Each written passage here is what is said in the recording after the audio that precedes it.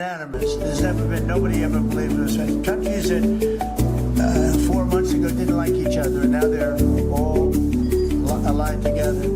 I mean, we've had countries calling me when they saw some of the killing with Hamas, and saying, we'd love to go in and take care of the situation ourselves. In addition, you have Israel would go in 2 minutes if I asked them to go in. I could tell them, go in and take care of it. But right now, we haven't said that. We're going to give it a little chance, and hopefully there will be a little less violence. But right now, you know, they're violent people. Hamas has been very violent.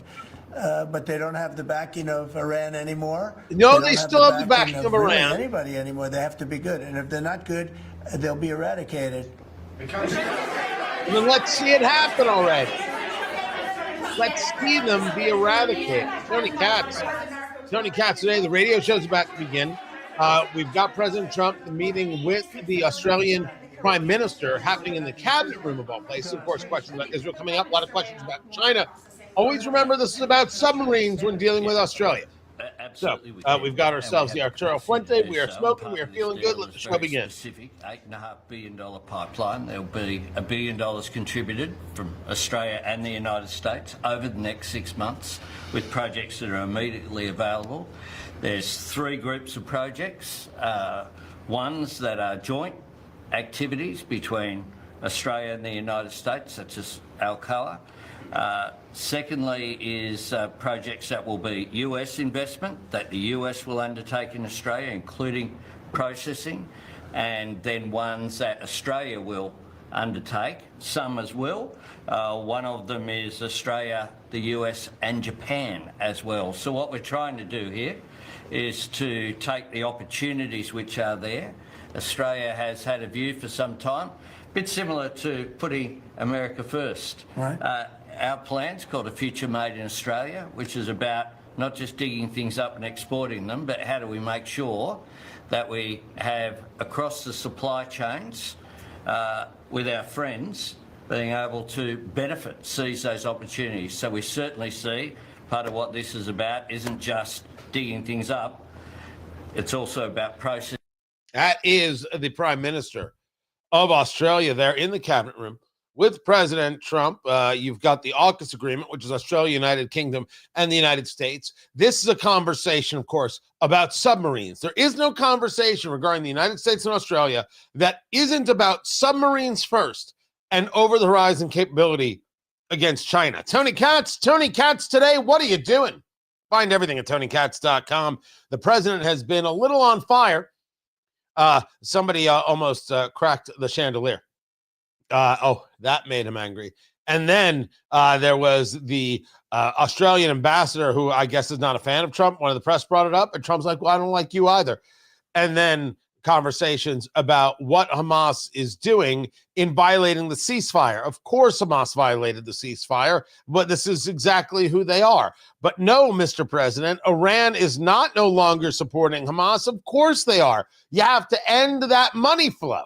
If you've done that, you're on to something. But let's take it back to the president as he's speaking right now. In AI, and we're way ahead of China militarily from the standpoint of the sophisticated weapons. We have weapons that a lot of people don't even know about it. I got them started 4 years ago. I rebuilt the military 4 years ago, fortunately, because Biden didn't do anything but give a piece of it away to Afghanistan.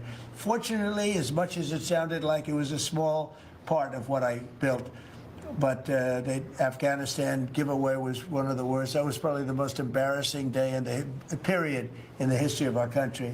But we have the greatest military. We have the best equipment. We have the best manufacturers of equipment. We have the best weapons. When you look at our weapons, I've been talking a lot about our weapons. Everybody wants our weapons.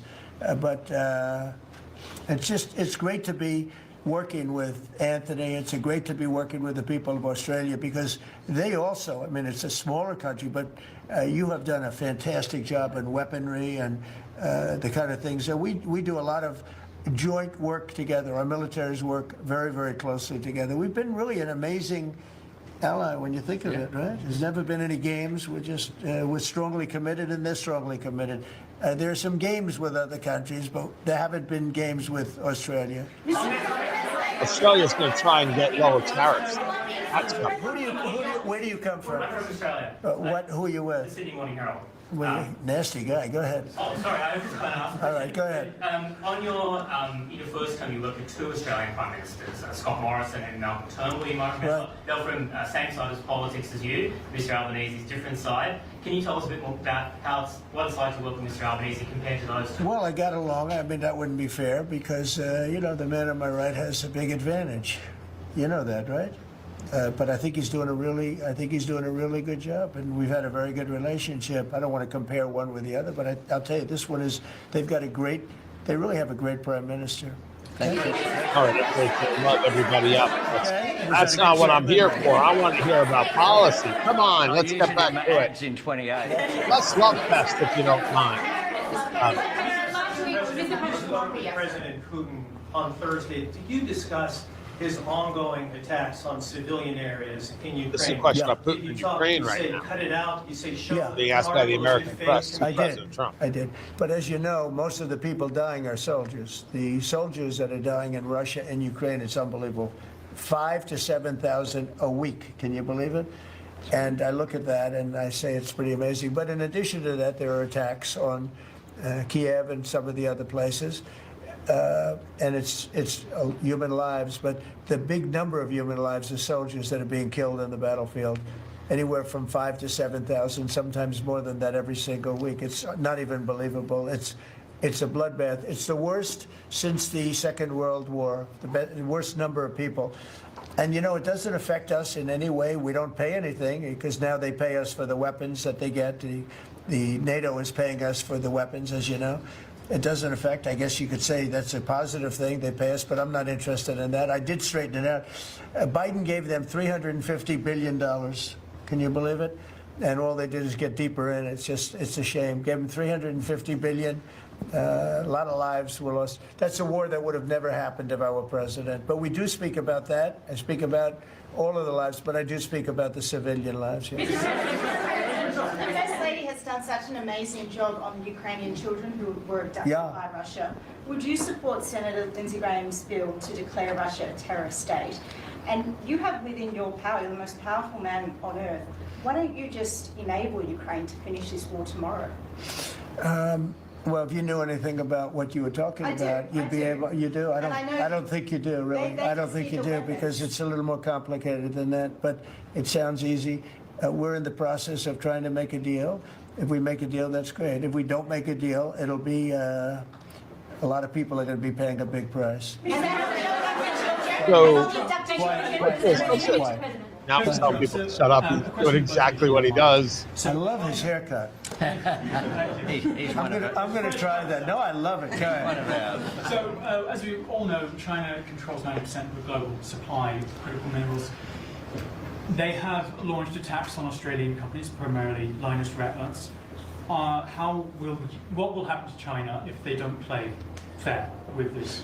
So, it's a very interesting question. We have a tremendous power, and that's the power of tariff. And I think that China will come to the table and make a very fair deal, because if they don't, they're going to be paying us 157% in tariffs. Right now, they're paying 55 to 57%. When I was first president, first term, we had the greatest economy we've ever had. And as you know, people don't write too much about it, but China paid us hundreds of billions of dollars worth of money for tariffs. Biden left it, but he didn't enforce it. He gave exceptions to almost everything. And so he left the tariffs, but he didn't really collect the numbers that he should have collected. Let's get away from this for a moment. The conversation about tariffs, which the president is still touting, this conversation regarding why don't you just enable Ukraine? You notice how quickly President Trump got off that conversation. There's a question to be asked of, if you want to end the war, why don't you just end it? Well, do we understand what saying we're going to end the war means? Are we fully aware of what that entails, of how that works? If we're going to say, well, we'll just end it, the investment from us is great, is massive. It is a number, the likes of which that I don't think we actually want to pay. For what reason would we want to pay that number? Why would we want that in our lives? So we have to ask ourselves whether or not that's actually something of value, because I'm sure that question gets asked. Why not just handle this? Isn't it better off, and this is President Trump's thinking, if somebody else handles this? It would seem to me we'd be better off. But this meeting with the Australian Prime Minister, and there's always some good laughs, and you never know what question President Trump is going to be asked there. The room here is a little raucous, it seems to me. This is about China. Now, there are issues with Australia. Australia recognizing a Palestinian state that's supportive of terrorism. That's shameful stuff. But being able to have over the horizon on China and building these submarines in Australia, being able to then launch from Australia, this is a big deal. And this is strategically very, very good for us. So it's one of those great examples of it doesn't matter if you're going to tell me that you don't like something. It doesn't inconsequential. It's dealing with the reality of we have a big world that we have to contend with. So we deal with that big world. And that's what it is that we have to be focused on in this meeting and in these conversations. They're going to keep talking. I'll bring it to you. Of course, we've got a shutdown that has continued. You have no kings, ladies and gentlemen, just in case you were curious. There are no kings. They held these rallies across the country, and millions of people showed up, so I'm told. And what did they do? Nothing. But there was a lot of video of a lot of people wishing death on the president and thinking that the assassination of Charlie Kirk is just fine because he wasn't nice. I've got all those stories for you. Keep it here. I'm Tony Katz, and this is Tony Katz Today. Let's do business with us. I think China's in big trouble. I'll be honest with you. I think China is. Have another one. I don't know that they even make it. I really do. I believe that they're in big trouble, and I don't want them to be in big trouble. I want them to do great. I want them to thrive, but we have to thrive together. It's a two-way street. I think when we finish our meetings, and it's going to be a big deal. Look, I'm meeting with a lot of other countries, but this seems to be the one that people are very interested in. I think when we finish our meetings in South Korea, China and I will have a really fair and really great trade deal together. I want them to buy soybeans. They stopped buying our soybeans because they thought that was punishment. And it is punishment to our farmers, but we're not going to allow that to happen because I made a great trade deal with China, a $50 billion trade deal. And they were great about it. They were doing everything that they were supposed to do. And then when Biden came in, I used to call President Xi all the time to say, thank you, or you're not buying enough. In other words, they were supposed to buy. Biden, do you think Biden ever called him? I don't think Biden ever called him. You think Biden lied awake at night thinking about trade with China? He didn't know what he was doing. He was an incompetent president. We had an incompetent president, but you don't have that anymore. So I think we're going to end up having a fantastic deal with China. It's going to be a great trade deal. It's going to be fantastic for both countries, and it's going to be fantastic for the entire world. Thank you very much, everybody. And just like that. Thank you very much. I got to tell you, this one was a little different. He did not look at him. He looks unhappy right now.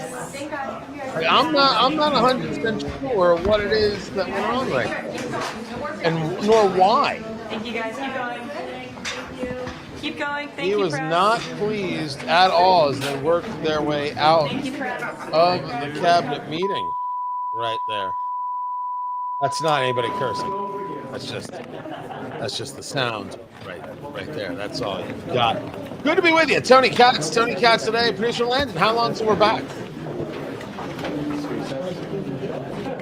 Excellent. Secondly, starting to think my background's a little blue. Is that all right? So yeah, we're playing with some other colors. Okay, so it does have the purple tint. That's this. Is that all right? That shadow is not good. The president will be hosting a Rose Garden lunch with Senate that's Republicans a problem. to thank them for their efforts on moving forward with his nominations, as well as standing firm on the shutdown. On Thursday or Friday this week, the Senate Majority Leader John Thune will hold another test vote. He's expected to bring forward a GOP back pay bill that would pay federal employees and military service members who have continued to work during the shutdown. Advancing this legislation would require support from Democrats, who blocked a long-term defense spending bill from advancing last week. So that test vote on Thursday or Friday also expected to fail. Earlier today, Speaker Mike Johnson held a news conference. He has done so every day of the government shutdown. This morning, he talked about. All right, did you hear all that? One of the How much time, Landon?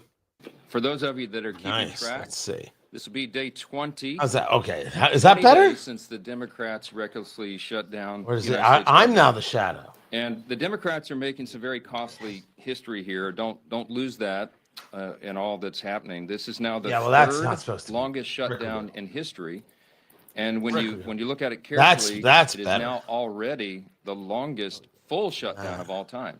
You had an example in 2018, and you had one back in 1995 that were longer, but they were partial shutdowns because they only affected a part of the federal government. This is everything. And it's also important for us to note, this is the first time in history it's not too blue that any party has had the audacity I can do other to colors. shut down the government over a totally clean, nonpartisan brighten it up. continuing resolution. No, but see, This is a political stunt, and it's the first time it's been done, and it is the most costly, most selfish, most dangerous political stunt in the history of the United States Congress. Because as we have stood here day after day after day. The president ending his presser there with the Australian Prime Minister, and I'll tell you, he did not look pleased. I'm just saying he looked angry. That's what it seemed like to me. Not you?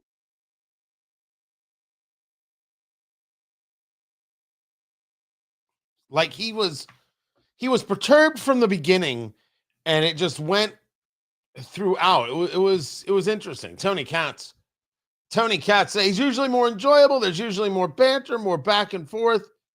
It was very, let me cut you off before anything begins in this one. Let us discuss the shutdown, which continues. The shutdown is in day 900 billion. And as the people of CNN smartly note, this is not 2018 or 2019. That's exactly right. Turns out shutdowns are different the second time around when it comes to Donald Trump. Take a look here. You know, we speak about Donald Trump shutdowns, net approval rating. We're talking 20 days into it. In 2018/2019, Donald Trump's net approval rating was already falling. The shutdown was eating into his popular support. It was down 3 points already at this particular point and would fall considerably more. It was very much on the decline. You come over to this side of the screen, this shutdown hasn't eaten into Donald Trump's support at all. His net approval rating is actually up a point in terms of his popular support. So Harry Anton, let me interrupt for a moment. We're right, they're wrong. End of discussion. You don't have to put up with a crazy uncle at Thanksgiving again. Now, things can change in a month. But everything we said about this shutdown, first we said no one cares. Then we said no one's paying attention. Then we said Democrats are losing the messaging battle. Everything we have discussed has been 100% accurate. Why is that? Are we really that much smarter than everybody else? No. We're that much more honest than everybody else. Because we're honest, we're able to see things. We're able to address things properly. We don't have to get wrapped up in lies because that's not the way we value our thoughts and ideas and ideals. What are we actually dealing with? And then how do you deal with it? The shutdown no one cares about. The shutdown, all this talk of Republican healthcare crisis. You're a failure, Hakeem Jeffries. You don't have any leadership capabilities. You're a failure, Chuck Schumer. You can't lead. You are not wartime conciliaries. You are not Tom Hagen. You are Fredo. That's it. You have lost.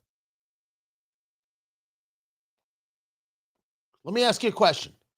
If Tony Soprano had the choice of Syl or of Hakeem, who's he picking?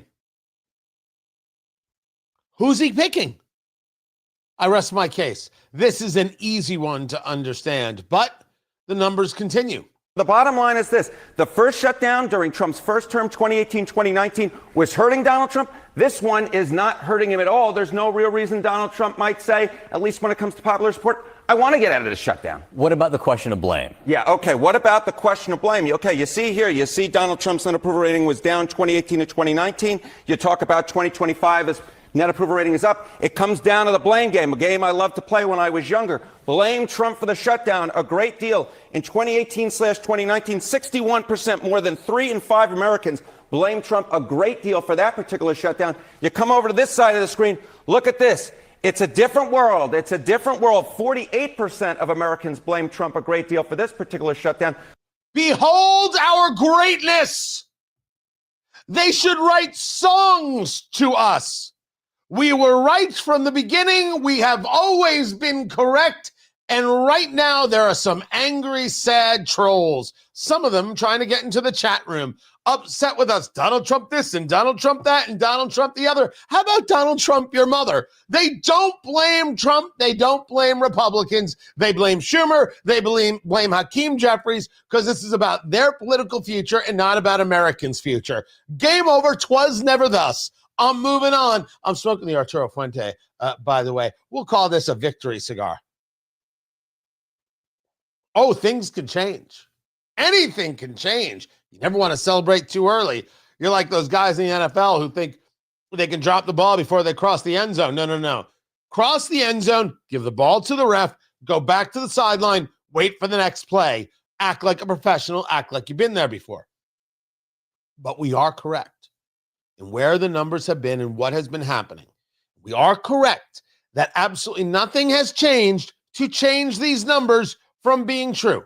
So it's more than 3 in 5 back in 2018/2019. It's less than half, a drop of 13 points. Again, it's no real wonder that Donald Trump at this point, looking at the shutdown, says, you know what, it's not actually harming me politically, in large part because he's getting less of the blame. And he's doing things differently during this shutdown. Yes, exactly right. You know, we talk about Donald Trump and you say, okay, he wants to be a consequential, influential president. Well, if the legislative process is basically freezed up, on Capitol Hill, you may say, well, then he can't actually get legislation through. But that's not how Trump is governing in this term. We've spoken about this over and over and over again. He's using his pen. He's using executive orders. Trump executive orders at this point of presidency. In 2017, it was just 50. Look at this. Already 210 executive orders signed by Donald Trump during this presidency. That is the most in a year. You have to go all the way back since Franklin Delano Roosevelt to find a president who signed more executive orders in a year than Donald Trump has.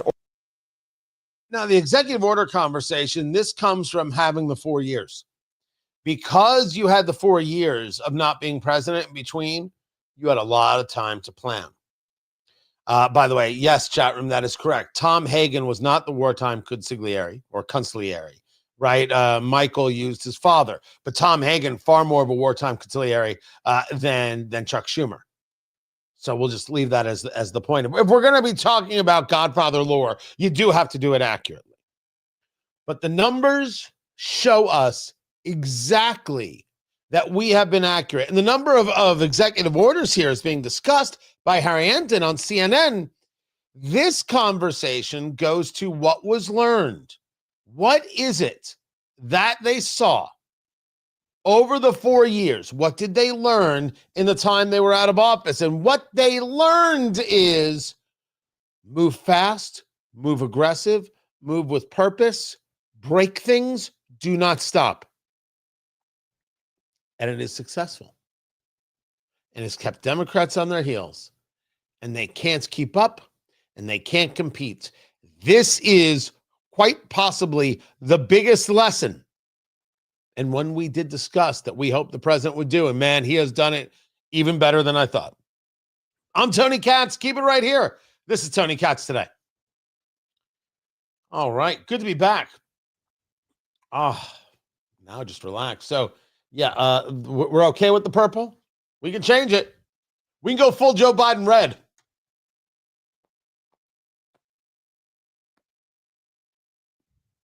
Should we see? Should we see what Joe Biden red looks like? Let me see. No, it's all right. Here, hold on. Oh, it's kind of orangey. That's orange. That's red. Doesn't really show up too great. I don't think I like the red. I think the purple's better. Purple does mean royalty. That was a great episode from MASH about Charles Emerson Winchester III getting the purple robe. That was good right there. Let me see. That's a little more blue. No, I think I did the purple. That's a lighter purple right there. And that's a darker purple. I think I'm going to keep it a lighter purple. That's all right. I know what you're saying. Why does Tony do this? Well, Tony has some personality quirks.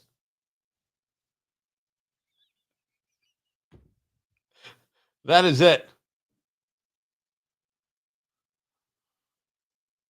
Wow.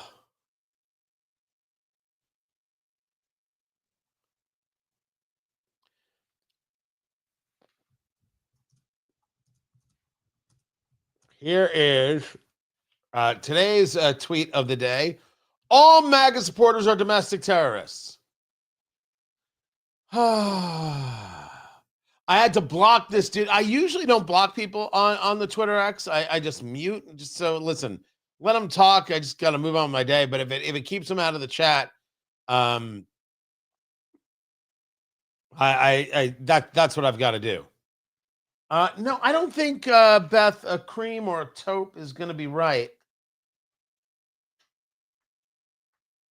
Hold on, let me see if I can do that.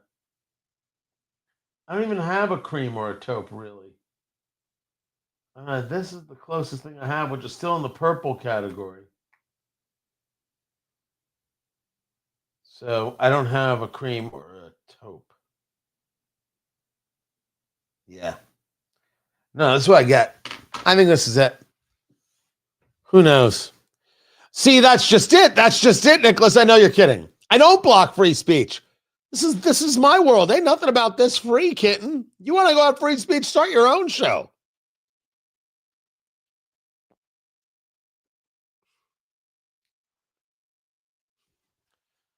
So I mean, it's just if you're going to listen, disagree in the chat room all you want.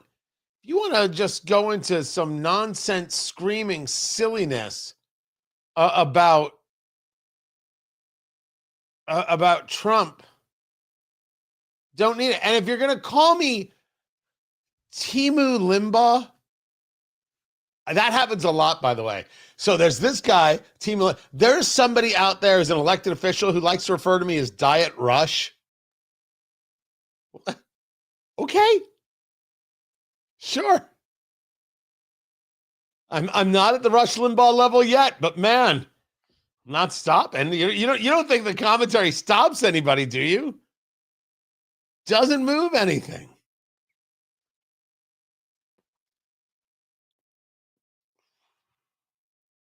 All right, coming back to the show.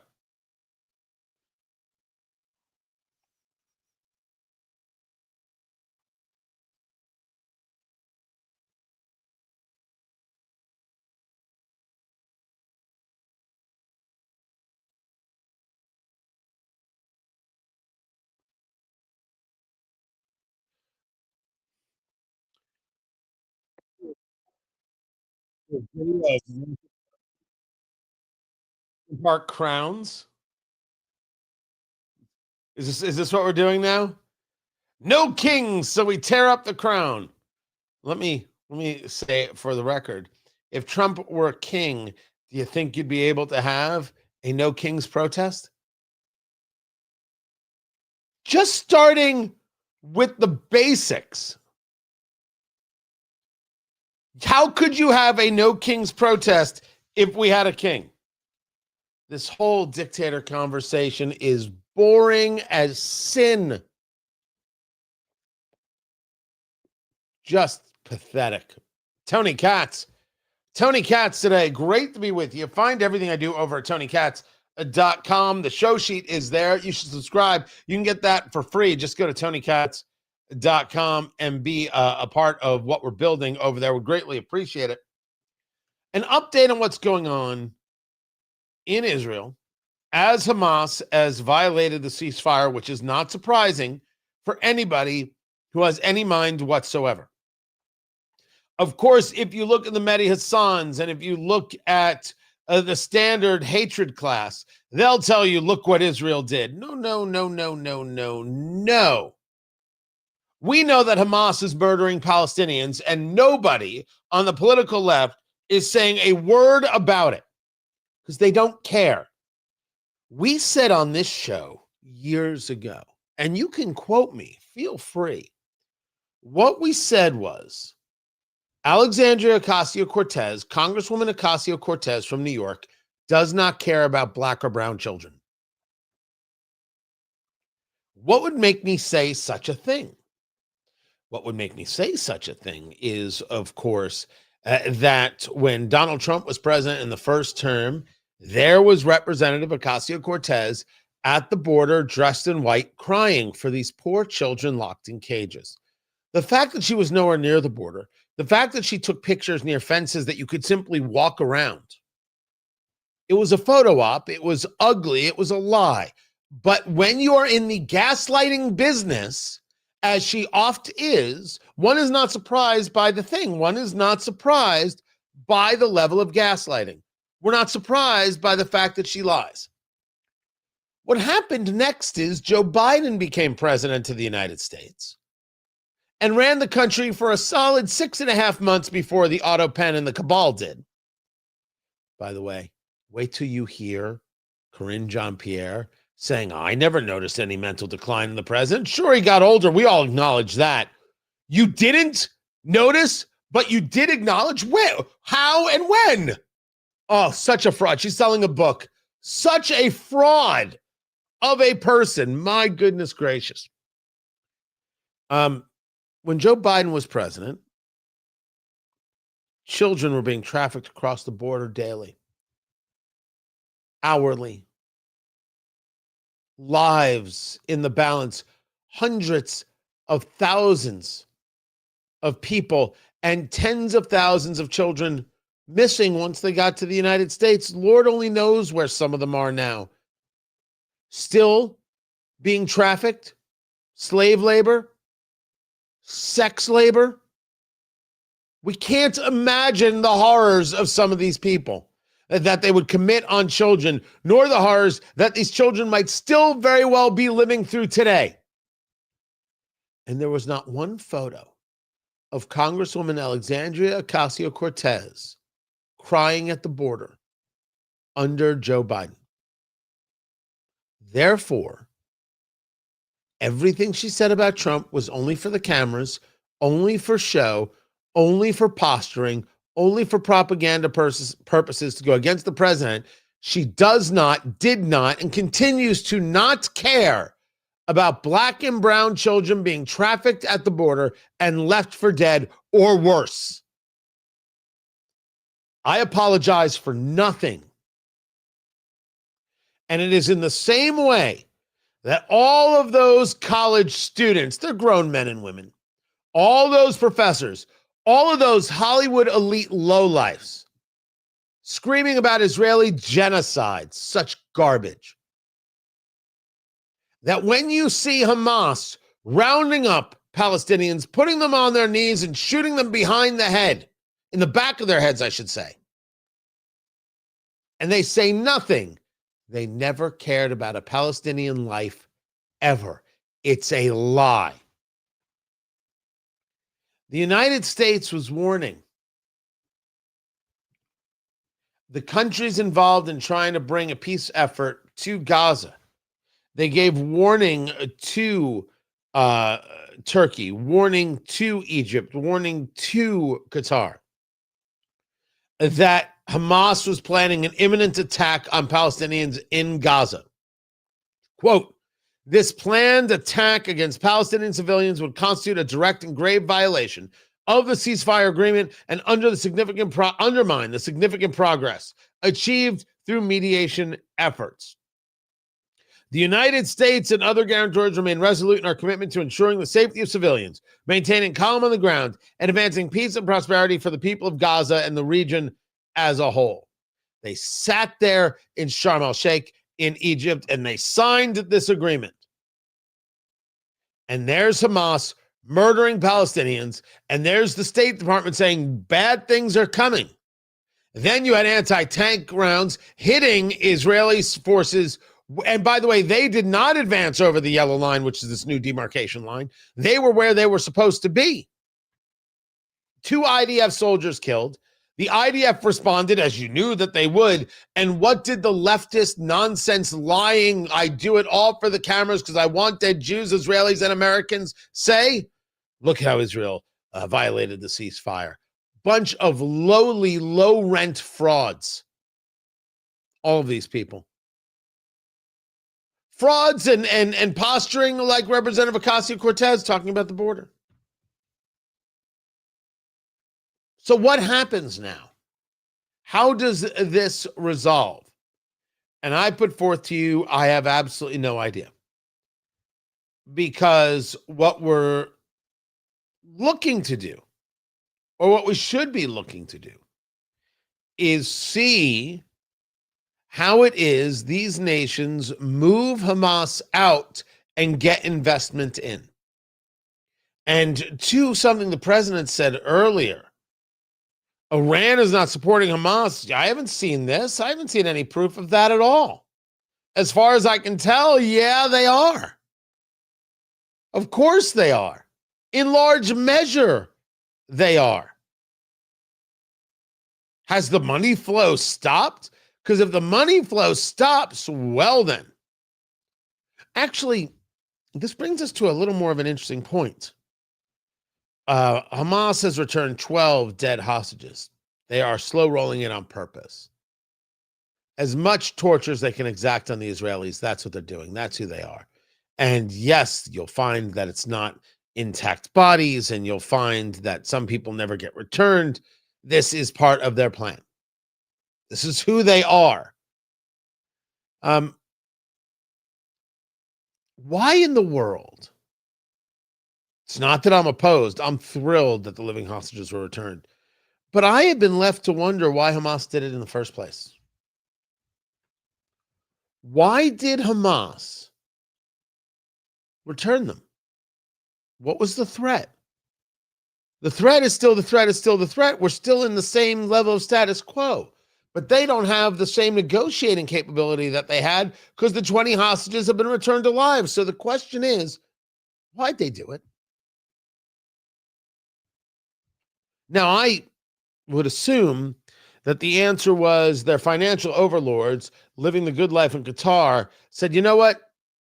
We've done as much of this as we can. We're going to keep our money flowing, and now we're going to get money from these people over here. All right, give back the hostages. No, we told you to do it. Oh, no, we've got a secret plan. Don't you worry. We'll get them Jews later, which I'm assuming is how they talk. And you just give back the hostages. The people who've got the money resting easy in Qatar, even after Israel bombed them, and go after terrorists wherever they are. And if you're a nation that harbors terrorists, don't be surprised when things go boom in the middle of the night. That's what I assume they said, because they're getting paid on the other side. What other reason would they do it? They knew that the Iranians would have trouble getting the money to them. They've got their dollars. Why would they give it to these people they don't give a damn about? You think they care? Oh, yeah, they hate Israel and they hate Jews, but look at the millions of dollars and look at the nice hotels and the wine is great. Oh, I thought you weren't supposed to have wine. No, they're not supposed to have wine. Remember, it's 1984. All the people had to listen to Big Brother all the time, but people in leadership, they had the ability to turn it down. All the animals are equal, but some are more equal than others, kitten. All right, yeah, I went 1984 to Animal Farm, but I stayed in the Orwell family, and that should mean something to you. They said, why would we give up this life? And we'll get guarantees and safety. And okay, all right, that's the way it went. Don't worry, we'll find another way to get these people when the time comes, when the time is right. Now, who wants to go out to dinner? Who wants to go out to, all right, let's go. That's what I think happened. They got these guarantees. It had to be the only thing that happened. But the people on the ground, the Hamas fighters on the ground, did they actually think that this was going to work out well for them? No. Give back to these people, and then they're going to have to do something else. And maybe they'll get lucky and they'll be able to get 2 more hostages and start it all over again. I don't know how they think. I don't know how these violent people think. What I know is they violated the ceasefire because that was always going to be the way it was. What I don't know is, can these other nations turn to these rich guys still in Qatar who control Hamas and say, if you want to keep your money, if you want to keep going out to dinner, get this to stop, because now you're screwing with our money and that dog won't hunt. I actually hope that's the case, because I think that could bring incredible pressure and could actually make things happen. But until you stop the Iranian money flow, nothing changes. I don't know how I'm off base on that. It is Hamas that violated the ceasefire, and all rational people know it. Keep it here. This is Tony Katz Today.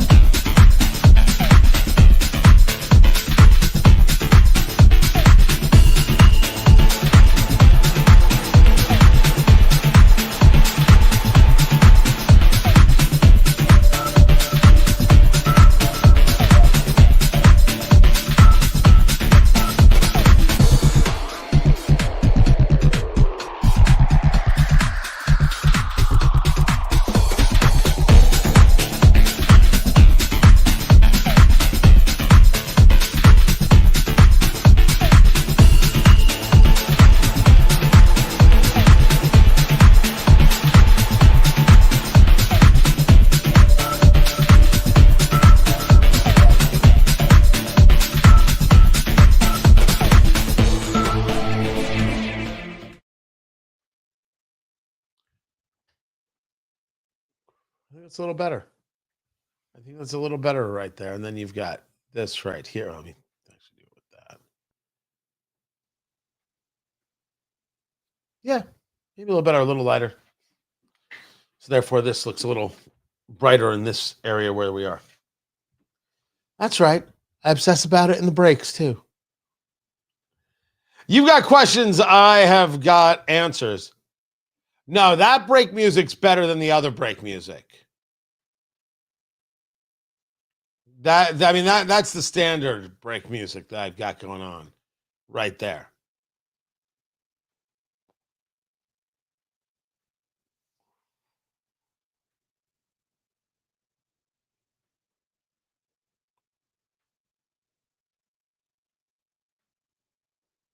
Anyway, let's get back to it. We're back in the show in a couple minutes. Producer Landon, we doing all right?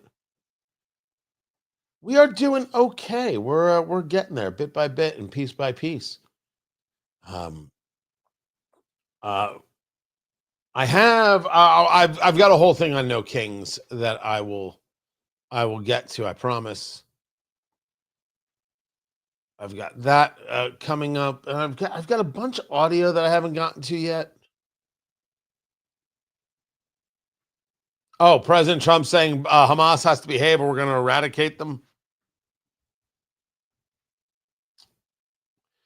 You're not going to get an argument from me. I do have a bunch. To get to, so I will get to that.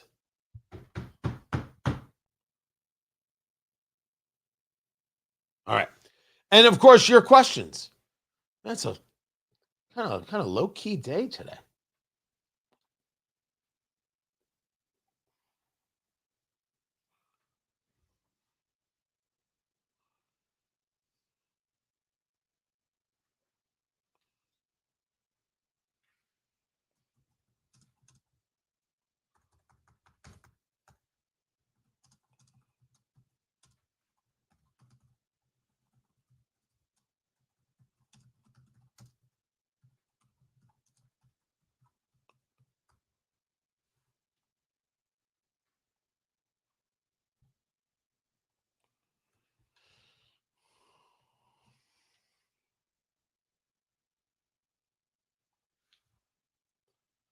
Let's see if we can't bring some more people in here and get them to say hello and be part of the fun.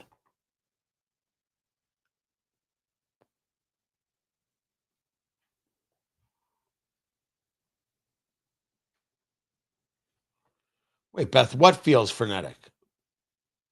The break music? We are looking at some other music options there. It's the royalty free that you got to find. So if anybody writes music, I'll buy it from you.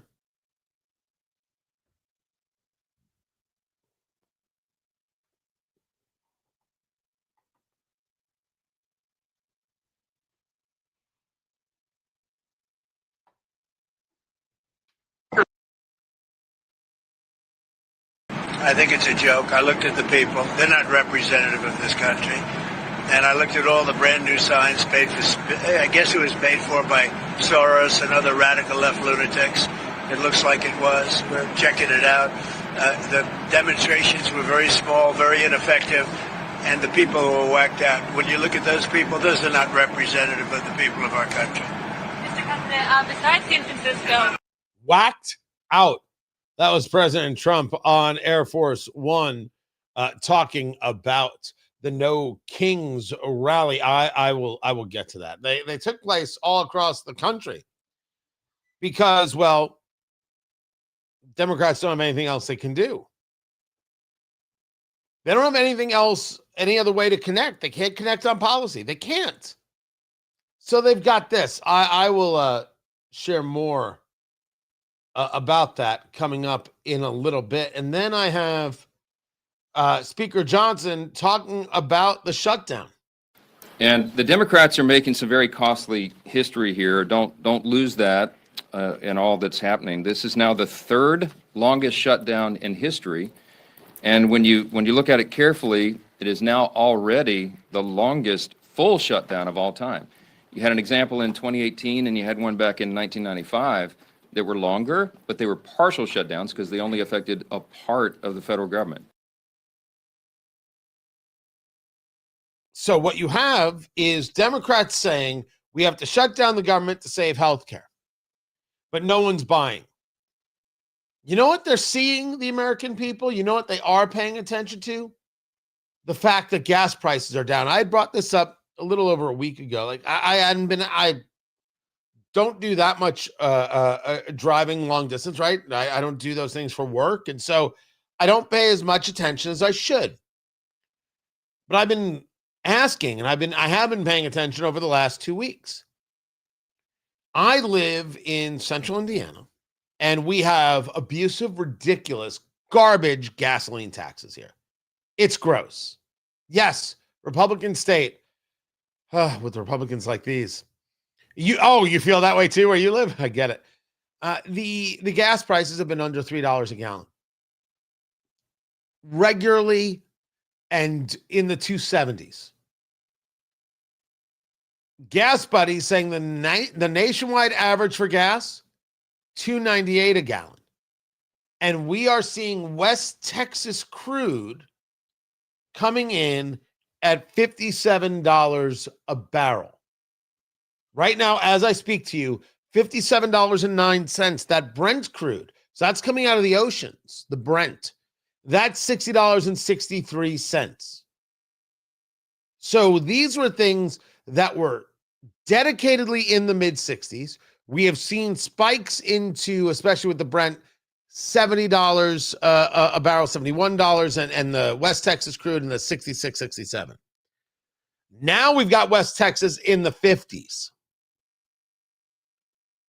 Now, none of this comports with what we're seeing with gold prices, etc. But is it something that the American people notice and vote on? You bet. I'm Tony Katz. They vote on this. Oil prices are down. Gas prices are down. Less expensive for truckers. Fantastic. Less expensive for me as I'm taking the kids here, there, and everywhere. You bet. This is what they notice. The nonsense of Democrats screaming about Republican healthcare crisis. No. People don't notice that. People don't pay attention to that. People don't buy into that nonsense, that fakakta craziness. They just don't. And they're not about to. So here's what we've got. We have got the radio show in break. So we're going to go to break. By the way, make a song. If I like it, I'll buy it and I'll use it. The fundamental problem is that anytime you're using music more than like, I don't know, I forget how many seconds it is, you have a copyright issue with the social medias, and specifically YouTube, and then you can't monetize the video. So when we're utilizing music with the stuff on the breaks, we're trying to find royalty free. But even that stuff has been kind of hitting as, oh, no, wait, this is copyrighted. So maybe we're not doing the copyright right, whatever the case may be. So I either have to find the site and pay whatever it is to get access to the royalty-free music, or if somebody makes music, and I'll buy it to use here on the show, right? I'll buy the license, if you will. Just, the okay. It could be a handshake agreement, however you want to do it, and use it. I will do that because gotta do something. Gotta do something. Now I have my theme song. I could always use that in the interims, but I don't want to do that all the time. How would you Tony at TonyKatz.com, Matthew? Tony at TonyKatz.com. Now, how long does the barrel price make a difference on the market today? I was told it takes a while for the barrel price to change costs. Well, I think this is part of the point, Tony, that if indeed you see a barrel price and that barrel then has to make it to where it is and has to get into the refinery and become gasoline, wouldn't that show a further trending down? My point is we have seen the barrel price trend down. And it could be we're now starting to see the effect of that if we're talking about the delay from when something happens versus when something is felt. Excuse me. Sorry about that. Got a little choked up. So there it is. Just that easy. We'll take the break. You guys keep it here. Smoke them if you got them. I have them. I will smoke them. We'll be back in just a few minutes.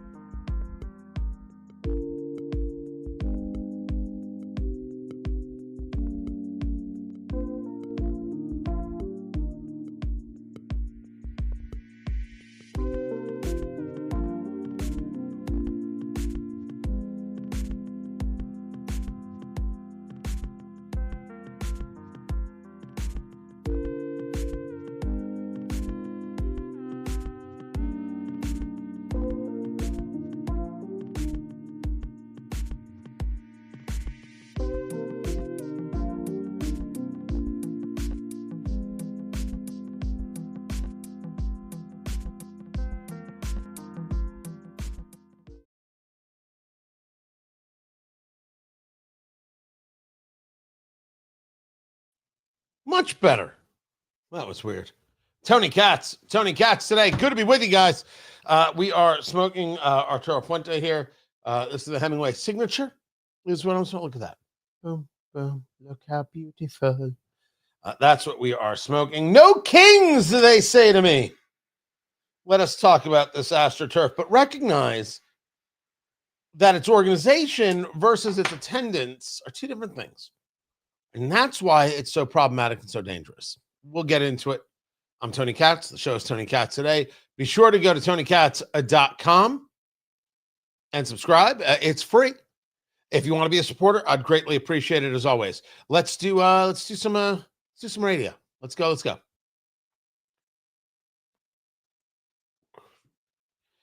They attended the No Kings rallies all across America, and they said, my gosh, we're doing something. Sure. If you say so. Millions of people showed up to the No Kings rallies. Okay. If you say so. The No Kings rallies did not move a single voter. The No Kings rallies did not change the reality of the situation. It didn't. And I share with you a story in this context of No Kings and some audio I'm going to share with you that should upset you. In that, if the objective is to tone down the rhetoric, that's not happening. Now, as I've said on this show, Tony Katz Today. Guys, a pleasure to be with you. A live streaming there on the YouTube. Just check it out for yourself. Just go to youtube.com/Tony Katz. Join the chat room. Good people in there having a fine time. If toning down the rhetoric means I can't say men are not women and women are not men, I have no intention of toning down anything. If you tell me toning down the rhetoric means I cannot notice that the political left gives support to the Rashida Tlaibs, the Ilhan Omars, and the Louis Farrakhan's of the world, I'm not going to tone down the rhetoric. I'm going to speak clearly about what these things are. But we should argue that there's a difference between honesty and calling for people's death. This is a large part of what took place at the No Kings rally. First, let's make sure we all understand each other. Ostensibly, the political left says we're having a rally and it's No Kings because Trump thinks he's a king and we're going to stand up to him. Sure, kitten. If that's what gets you through the night. Except Trump is not a king. And Trump does not act like a king. Oh, sure, he says things. But he gets thwarted by judges all the time. Not that he should all the time, but maybe sometime. And when a judge says, no, you can't do that, the president doesn't say, well, I don't have to listen to you. I am a king, and I will do what I will. He says, crap. And then they go about suing to try and have this nonsense ruling overcome, and the president has been very successful in that. We take a look at just the southern border and everything that's been done to clear up the southern border and get illegal immigration down to, in some places, zero. There was no new law, nor was there any avoidance of the law. There was simply the application of the law. Immigrations and Customs Enforcement, oh my God, they're acting like a militia. Not a single law was changed. What we have are people following the law. But Tony, they're wearing masks. Yeah, I get that can be seen as ugly. I also get that the political left utilizes apps and other technologies to try and dox ICE agents so they can be killed. Now you say to me, Tony, no one is saying this. Well, first, let's talk about what they've done. Let's talk about the actual doing. The actual doing involves shooting at ICE agents. We have seen this. This is not invented. We saw it happen. We saw what was it in Dallas? We saw this. We didn't invent it. We didn't make it up. It isn't some kind of, oh my gosh, here they go again. No. This is who they are. This is what they have done. They are the ones who have been calling for people to get killed. They're the ones. These people showing up at these events. I'll start here. I'll just start. Where should I start?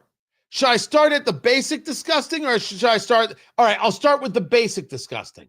The basic disgusting is this guy right here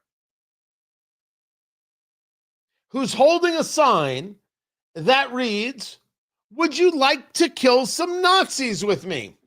And so he is asked about this. Who are you going to kill? Nazis. Who do you define as a Nazi? What do you mean? It's pretty... In this context, who's a Nazi? Stephen Miller's a Nazi. So you're going to kill Stephen Miller? If I had a chance, yeah, I would. If I have the chance, says this guy, he would kill Trump presidential advisor Stephen Miller. So we can give up the ghost now, can't we? We can give up this idea that somehow these people are peaceful. They are not in any way, shape, or form peaceful. They have never been peaceful. They are calling for the death of Trump supporters.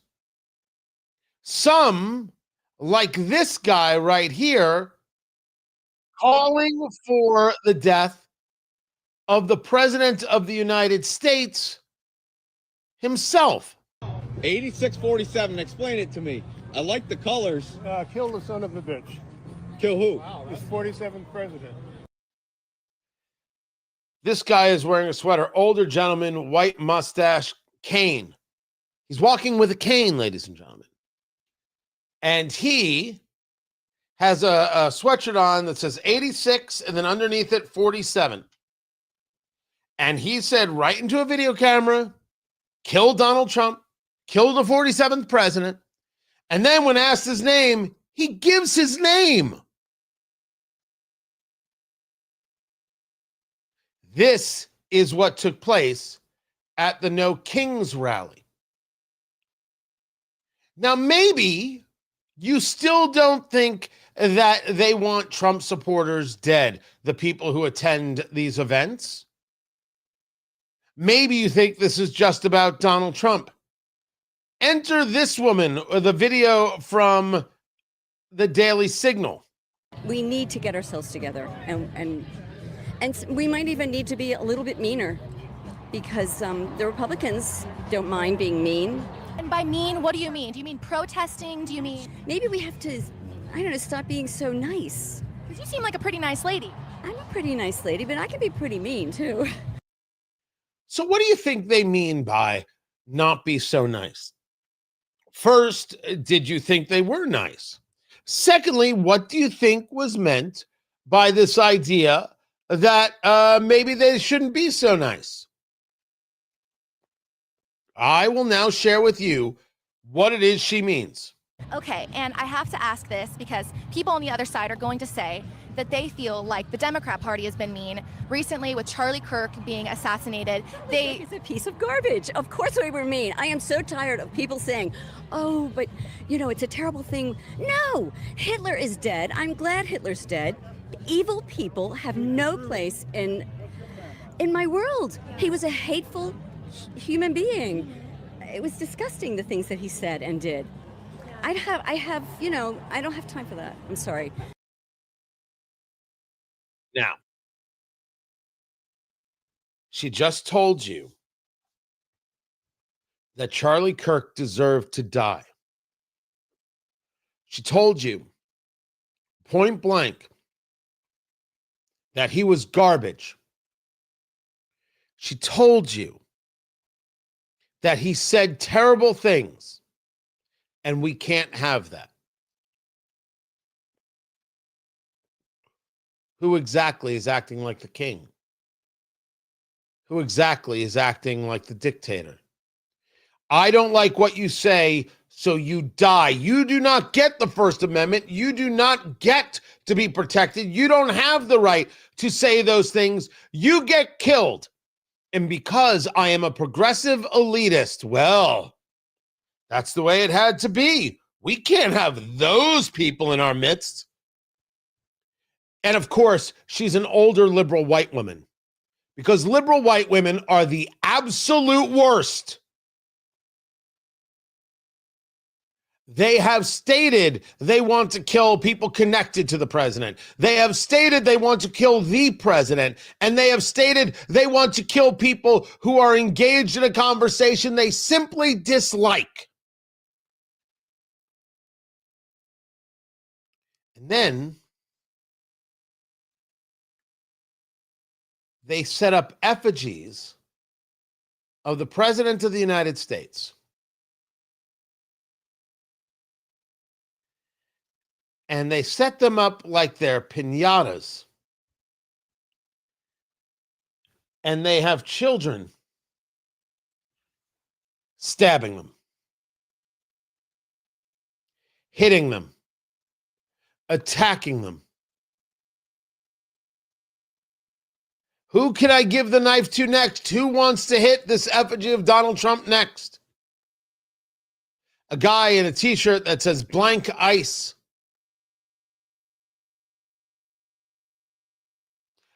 A father brought his son. A father brought his son to be part of a rally where they find joy in the simulated murder of the president.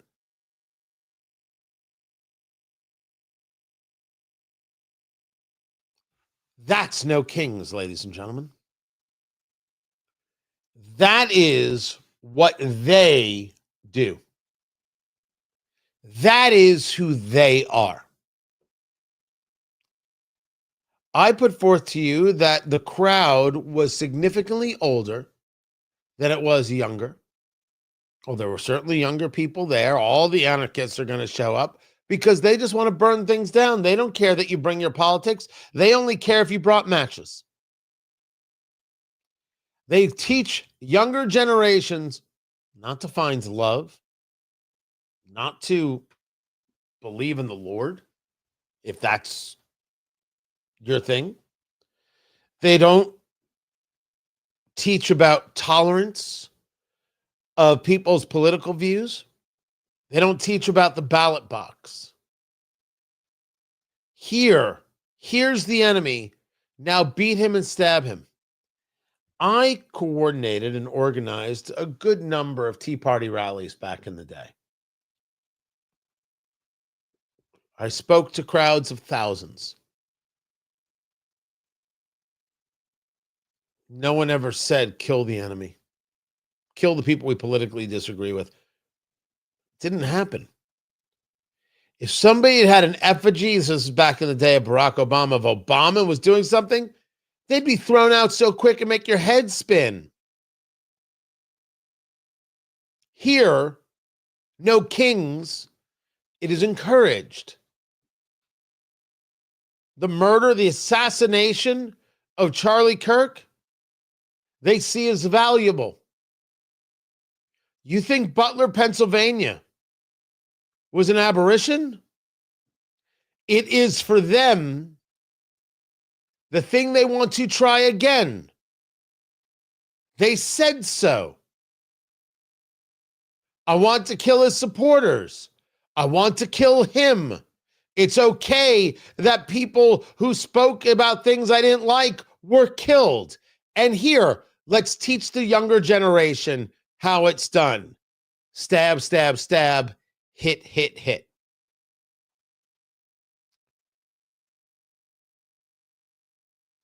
This is what no kings brought to America. This is who they are. And they have to lose every election going forward. They cannot be given power. Now, that won't stop them from engaging in this violence. As we have said from the beginning,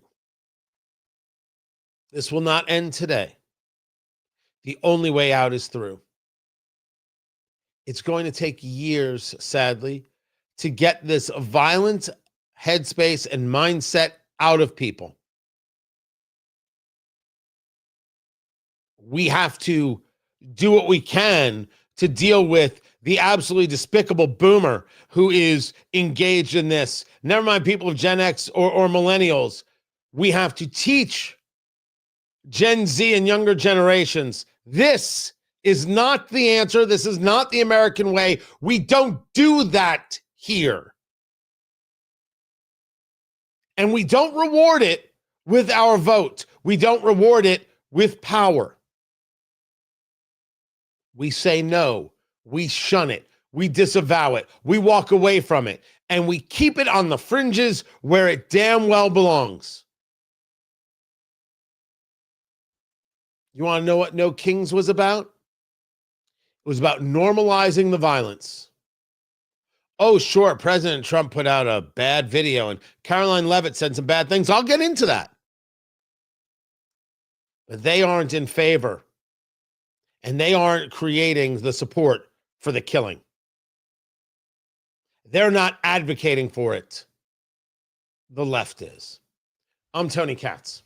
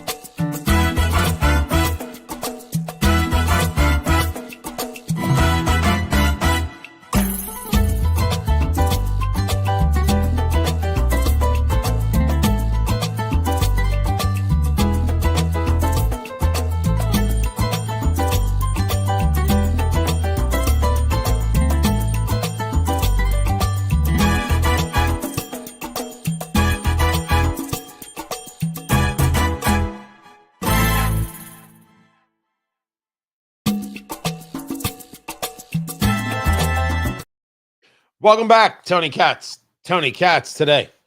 Good to be with you. Producer Landon was sending me clips about Trump. So let me see if I can get those. Oh, is this Trump talking about Venezuela? Is that it? So you've got that censored. Look at you. Okay.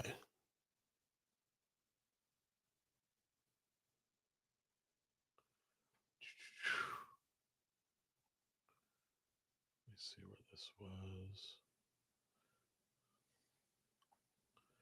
All right, good. Good. Thank you so very much. Twitter link is uncensored. Audio clip is censored. Got it.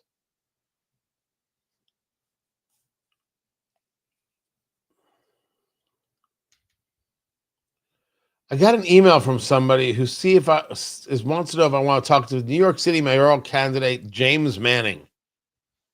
First of all, I don't know who James Manning is. Secondly, I mean, you're sending out your pictures. You're sending them out everywhere. Why in the world would you send it to me? I'm not on in New York.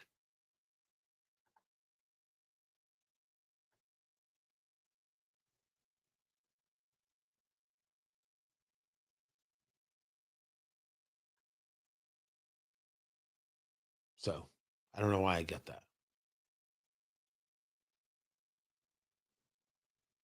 I don't know. That's weird to me that someone would send me that and ask me that. Come back to the radio show. So let's bring that on. There we go. You got it.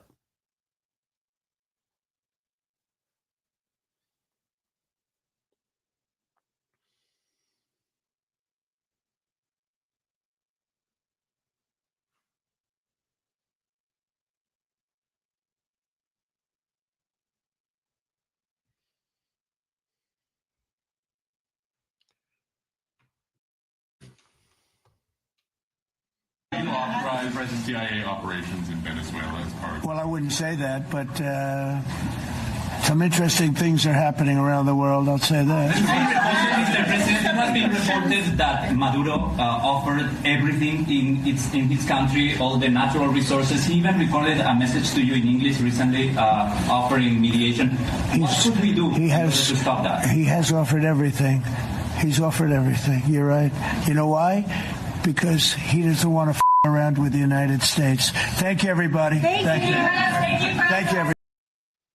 Maduro is trying to ease tensions. And this has to deal with the destruction of these drug boats. And they're referring to Maduro and the Maduro regime in Venezuela as narco-terrorists. Tony Katz today. Senator Rand Paul and others believe that the White House is engaged in it's extrajudicial killing. I don't think is the proper terminology, but it's the one that came to mind. So forgive me there. But his belief is that you can't just blow up these drug boats. You don't know who's on these drug boats. There's no due process. Are we saying that we really didn't know? Because that seems hard to believe. And if there's a country that's trying to do harm to the United States, whether it's through a bullet or through drugs, shouldn't we do something about that? But indeed, if you're going to make this claim about a level of war with Venezuela, you do need to go through Congress. And on that, I would say that Senator Paul is accurate. But in it, so Venezuela is taking it on the chin and they're trying to calm things down. Trump is now cutting aid to Colombia, talking about the Colombian president, saying that he is an issue.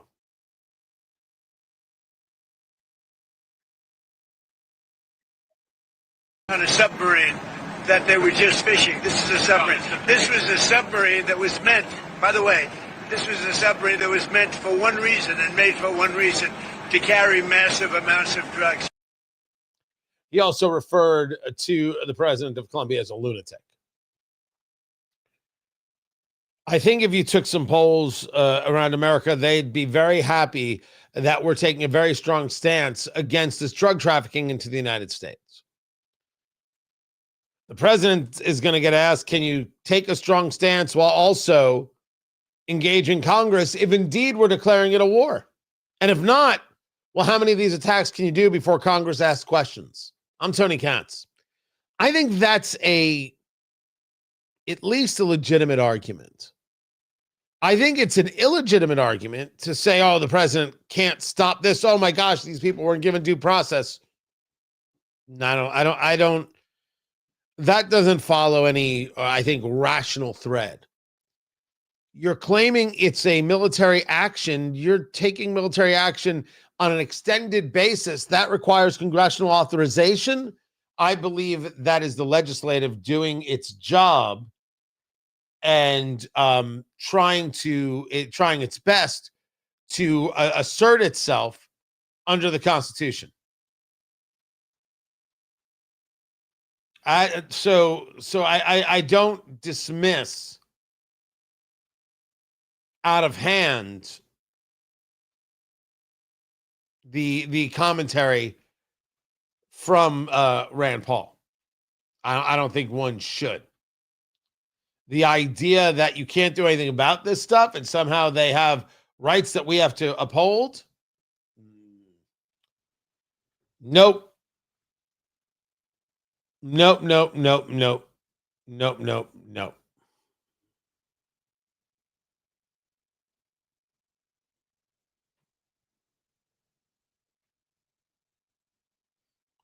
All right.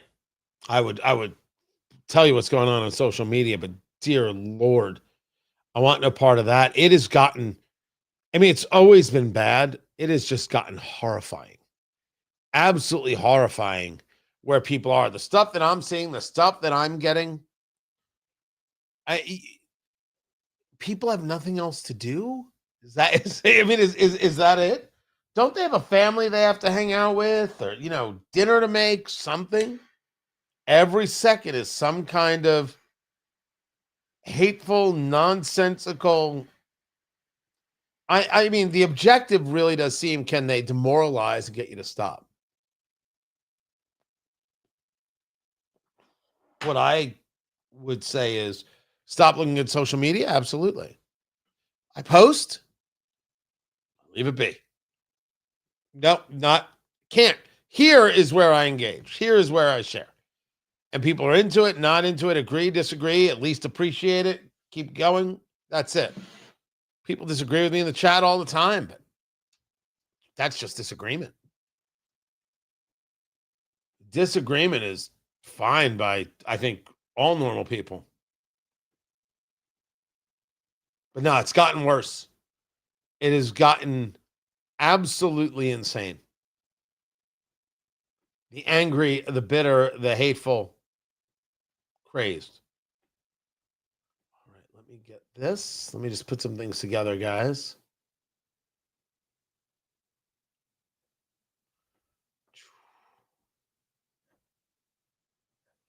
There's this. Let's see if anything new is breaking, and it is not.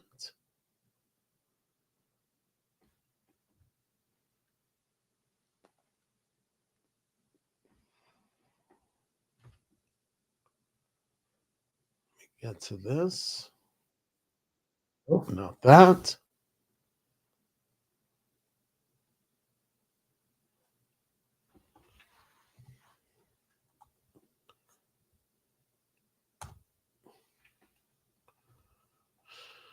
And then this. Oh, yeah. I've got a bunch that I will try and get through right here. For sure. I'm glad you guys are here. Can't thank you enough for everything. Oh, this is the Harborside Turquoise from Flederman von Riest. That's the Hanoverian. Absolutely, positively love it.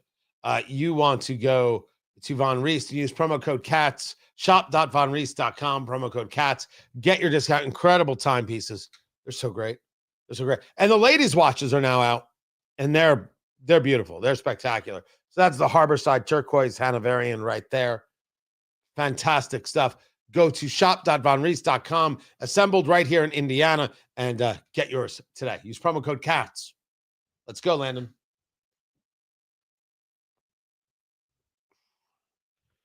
I don't know if George Santos's sentence should have been commuted. I don't know if that was the right thing to do. Tony Katz today. Good to be with you. President Trump saying George has been in solitary confinement for long stretches of time and by all accounts has been horribly mistreated. Therefore, I just signed a commutation releasing George Santos from prison immediately. Good luck, George. Have a great life. Now, if he's being kept in solitary and has no reason to be kept in solitary, then yeah, I don't believe people in prison should be abused. I also think we do prison wrong. And are we interested in just hard-edged punishment? Or are we interested in people engaged in a crime having to serve a sentence as a punishment and then getting back to society? I favor the latter. It's not, it can't be done for every prisoner and for every crime, but it can be done for a lot of people. George Santos was the Republican from New York who lied about who he was, lied about donors, made up this, made up that. He was a walking fraud. That's the best way I could describe George Santos. And then went to jail for it. And now he's all repentant, and I have really learned I don't believe any part of that. I assume he's going back to OnlyFans, and he's not going to be able to run for office again. So we don't have to think about that. But that's who he is. And I'm not a fan. I don't know if I would have commuted the sentence. If you tell me that because of who he is, he's getting treated like X, Y, and Z, including solitary confinement, when he's not a threat to others, I have a problem with that. Like when I talk about January 6th. I don't think everybody involved in January 6th should be in jail at all. The vast majority of these people never should have been charged with a crime. If you got invited into the Capitol and then got charged with a crime, that's an abuse. Some people were engaged in violence, they're going to go to jail. But if you kept people in levels of solitary, if you didn't give them access to lawyers, didn't give them access to medical care, and you basically trumped up the charges, well, then, exoneration for everybody. Pardons for everybody. 1,000%. Not even a question. That should take place. The abusing of American citizens as a way of engaging retribution. And it was retribution. And for what? The nonviolent people who got invited into the Capitol deserve some kind of retribution. And you charge these people in a way, you put the squeeze on them. They had no way of financially fighting back. So you could say, oh, got another one. Oh, got another one. Look at all the convictions. Obscene stuff. There's another story, and I was very happy to hear Bill Maher discussing this. Goes along the line of the conversation with. Look at how little people like Ocasio-Cortez talk about the southern border and the poor children being kept in cages or trafficked. Now, when Biden was in office, when Trump was in office the first time, oh, sure, she had lots to say. Biden's in office, she's got nothing to say. She doesn't care about black and brown children. I said it, I meant it, I'm not apologizing. Look at all the people not talking about the attack on Christians in Nigeria. Really good story from Real Clear Investigations. This is from October 16th. Maggie Phillips. Violent attacks, just one threat facing Nigerian Christians. Accurate. Very accurate. Christians have been under attack around the globe. This coming from Islamists. If you go back to 2009, 52,000 Christians have been killed, another 5 million displaced by Boko Haram and groups like ISIS. Islamists killing Christians. 18,000 churches destroyed. Over 2,000 schools set on fire. And so far this year, an estimated 7,000 Nigerian Christians have been murdered by Islamists. Can't not discuss this. Can't not recognize and openly state that no society in the world is safe with Islamists. Not Jews, not Christians, not other Muslims. No one is safe when Islamists are allowed to roam free. Islamists, based on the very definition of the word, pushing for a worldwide caliphate, and you will submit or be killed, and they clearly favor the killing because they believe they are somehow religiously justified in doing so. Where's the commentary? If you don't allow a boy to claim they're a girl and be on the girl swim team, that's front page news white liberal Karens and others saying, how dare you? Love is love. Where's your love for Christians in Nigeria? And there's a real question about what it is we should be doing. And you say to me, dear Lord, Tony, is this something we should be doing? And the answer is, I don't see how it's not. We just going to let these people be slaughtered? We're going to allow Islamists to roam free the countryside, slaughtering at will? I am aware that you cannot stop every evil action everywhere. I am aware of this. I think we're in a different conversation. First, maybe we should ask the question, where are Christians in dealing with the slaughter of Christians? What mobilization has taken place? What political action has taken place? It's a good question. And we could be surprised that there are a lot of things that are happening and are moving. I think as a nation, we should say we simply don't stand by this. We don't abide this. And even if your issue, you have some issue with Christians and don't want to be supportive of Christians, our larger scale issue should be, we don't allow Islamists to do nothing. This should be our argument. This needs to be our argument.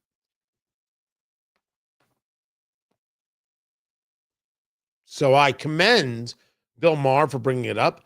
I commend people like Senator Cruz, who introduced legislation calling on the State Department to reverse the Biden administration decision in 2021 that removed Nigeria from a list of countries where religious freedoms are threatened. Quote, Nigerian Christians are being targeted and executed for their faith by Islamist terrorist group and are being forced to submit to Sharia law and blasphemy laws across Nigeria.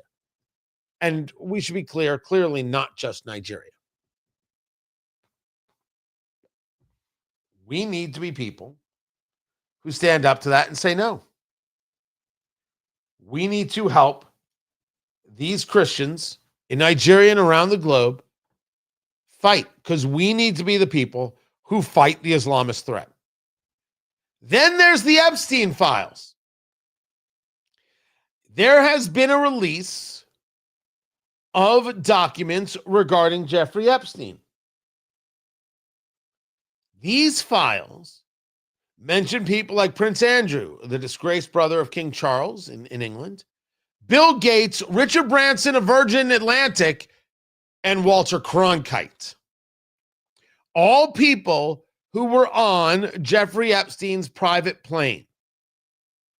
What is important to note here is that being on the plane is not an admission of guilt.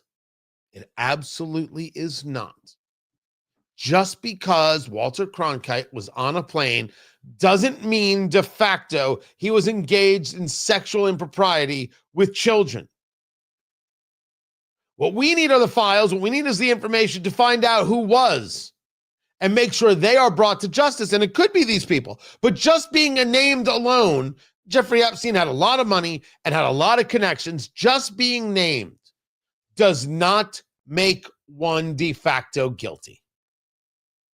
But the more information being released, the better. And then you had the robbery at the Louvre. That's right. A couple of guys on Sunday broke into the Louvre in daylight, and in 7 minutes were able to break in, get through the barriers, get a series of pieces of jewelry, and get out. And the question is, what are you going to do with this stuff? You think you can fence this? You have jewels that are quite literally priceless. A crown worn by the French Empress Eugenie, targeted. As in, they grabbed it, but they actually dropped it and left it behind during their escape. Where in the world were you going to sell this? This doesn't go on eBay. You're going to fence this? This is going to be found. So there's a whole weird conversation of where do these guys think they're going to go with these jewels? It's the biggest heist since the stealing of the Mona Lisa back in I forget what it is, early 1900s. Crazy story. is the story about the Louvre. And they have got to be mortified they let this happen. Now, these are just some of the stories going on that aren't getting much coverage. And then there's the sniper's nest. That story is coming up. I'm Tony Katz, and this is Tony Katz Today.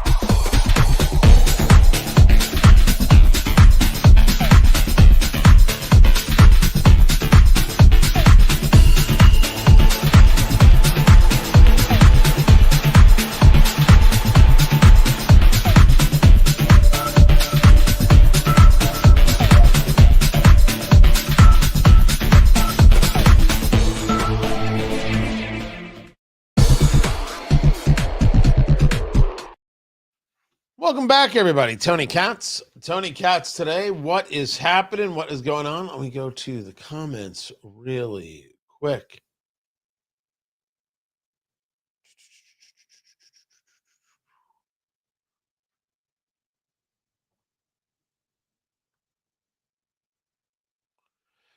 George Santos should still be in jail. We would be, therefore he should be. I can see that. I certainly get that math. Right? And nobody likes the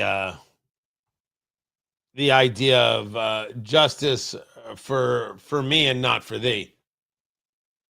I get it. It's gross and as frustrating as can be.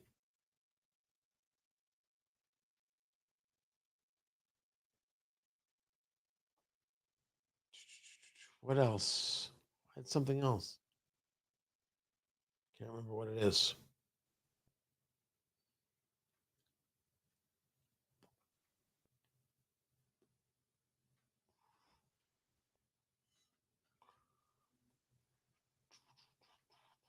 Excellent stuff. You got questions? I have got answers for you. Happy to engage. Thank you, Elvis. Thank you very much. Elvis, producer Landon. Elvis, a huge fan of the show. Who knew? By the way, how's Tupac? Elvis and Tupac totally hang. I gotta believe. I have to believe. Yes. No, I have to, and I do.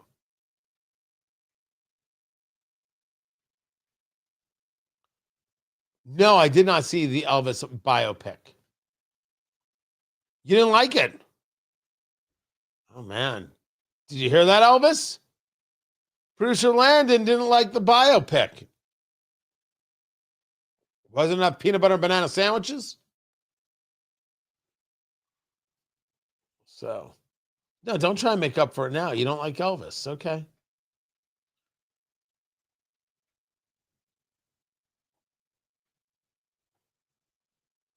Well, we will get to that. But this this sniper's nest thing is a very, very big deal.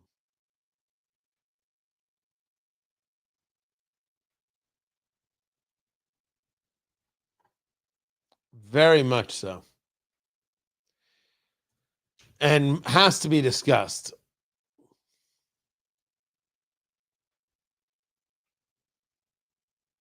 So we're coming back to the show.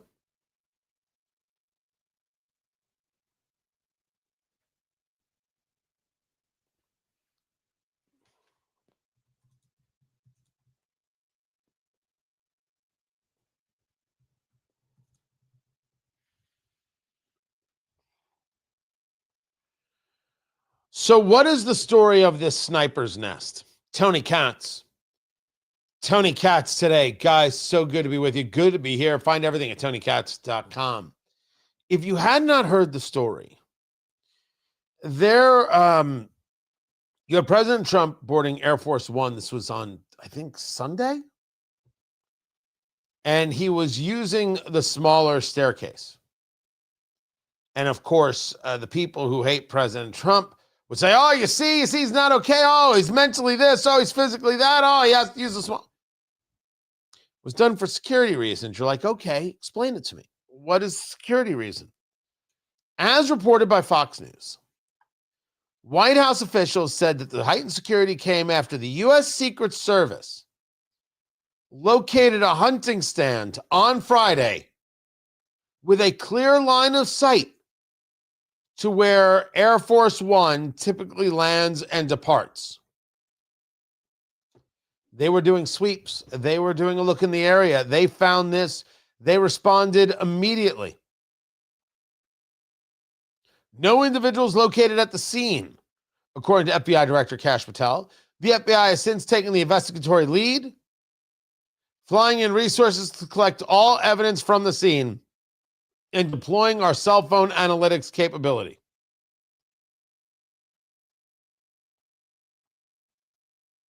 This, you had Ryan Routh, this guy who was convicted of attempting to assassinate President Trump from it's what they would call, I think they still call it a sniper's nest.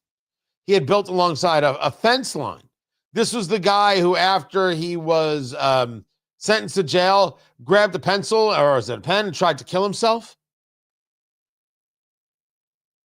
This is a very, very, very big deal.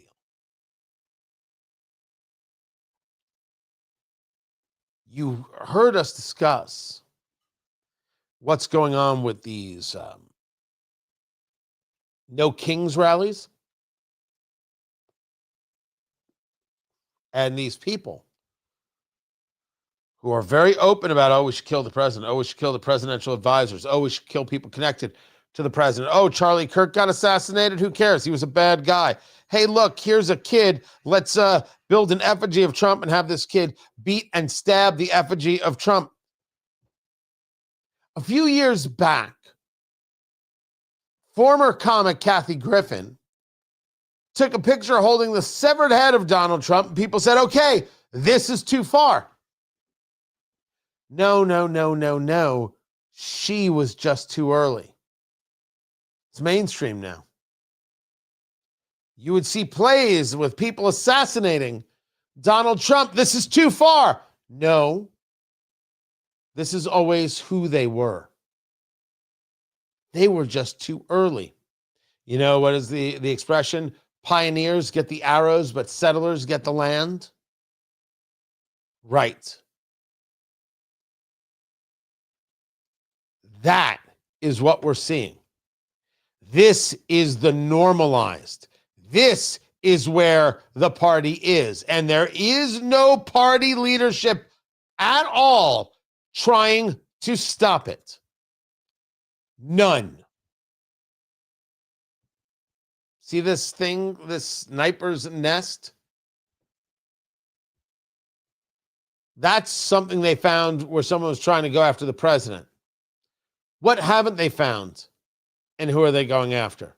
And why would we think that isn't the case? The only way out is through, guys. I'm sorry. This is Tony Katz today.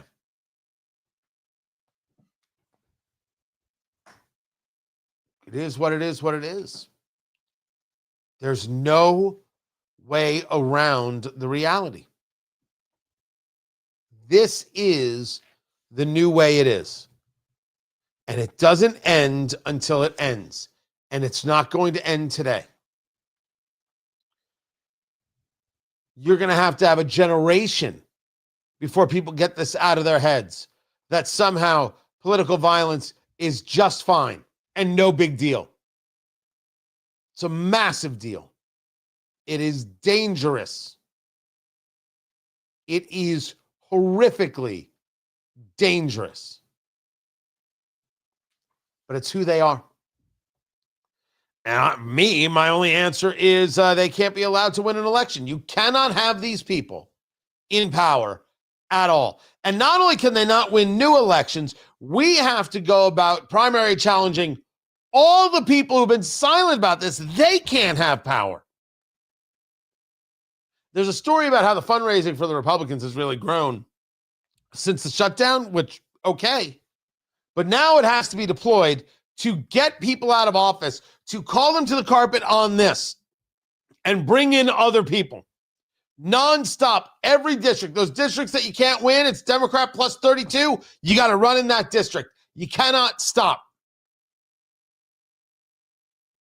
Has to be done. You can't let these people win anything. You can't allow them to have power. And this is what they're doing when they don't have power. Imagine what they do when they do have power. No thanks. No thanks. Guys, I appreciate you. The show will continue at WIBC.com. I felt like I wasn't as funny today. I promise I'll work on that. I don't know. Maybe it was a Monday thing. There were a lot of news stories I wanted to get to. Some of these things aren't very funny. But I hope you were entertained. I hope you learned. I hope you enjoyed. I hope you share it with friends and tell them to go to TonyKatz.com, TonyKatz, TonyKatz.com, and subscribe and be a part of that. And, of course, subscribe on YouTube. If you're watching on YouTube, just bloop, hit it right there, youtube.com/TonyKatz. I'd appreciate it tremendously. You're appreciated, and I will catch you again tomorrow at noon, guys. Take care.